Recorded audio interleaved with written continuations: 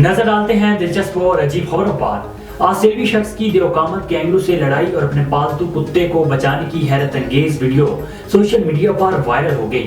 Media reports کے مطابق مکی مولامی نامی شخص صبح اپنے گھر سے دریا کے کنارے چہل قدمی کے لیے نکلا تو اس دوران اسے احساس ہوا کہ اس کا ایک پالتو کتا موجود نہیں۔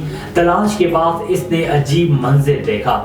مکی نے بتایا کہ دریا میں نہانے کے لیے موجود ایک کینگرو اور اس کا پالتو کتا ایک دوسرے سے الجھے ہوئے ہیں۔ اس دوران دیوقامت کینگرو کتے کو ڈبونے کی کوشش کر رہا ہے اور کتا اس کے آگے بے بس ہے۔ اسپین میں ایک شخص نے اپنی مکاری سے 20 ریسٹورنٹ کو چونا لگا کر مفت کھانا کھا لیا۔ غیر ملکی میڈیا رپورٹس کے مطابق اسپین میں ایک لتوینیا کے ایک شہری کو ریسٹورنٹ میں مبینہ طور پر بل کی ادائیگی سے بچنے پر گرفتار کیا گیا ہے۔ 20 سالہ نامعلوم شخص نے ملک بھر کے 50 ریسٹورنٹس میں ہارٹ اٹیک کا ڈرامہ نچا کر مفت کھانا کھایا، جس پر سیکیورٹی حکام نے کارروائی کرتے ہوئے ملزم کو گرفتار کیا۔ دل کا مریض ہونے کا دعویٰ کر کے کھانے اور مشروبات کا آرڈر دینے کے بعد ملزم دل کا دورہ پڑنے کا زبردست ناٹک کرتا رہا۔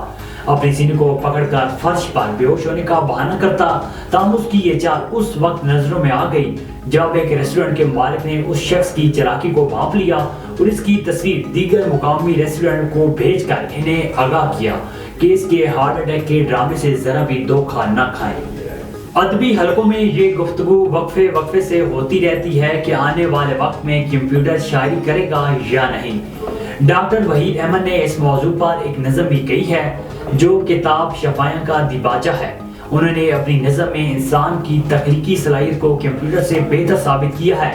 یہ گفتگو ہمیشہ اس اعتماد کے ساتھ ختم ہو جاتی ہے کہ ایسا ہرگز نہیں ہو سکے گا، اس لیے کہ کمپیوٹر تو صرف وہی کچھ کر سکتا ہے جو اسے کمانڈ دی جاتی ہے۔ اس کا دائرہ کار اور دائرہ اختیار دونوں ہی اس کی میموری تک محدود ہیں، مگر مصنوعی ذہانت کے بعد کئی شعراء کرام کی سوچ بدل رہی ہے۔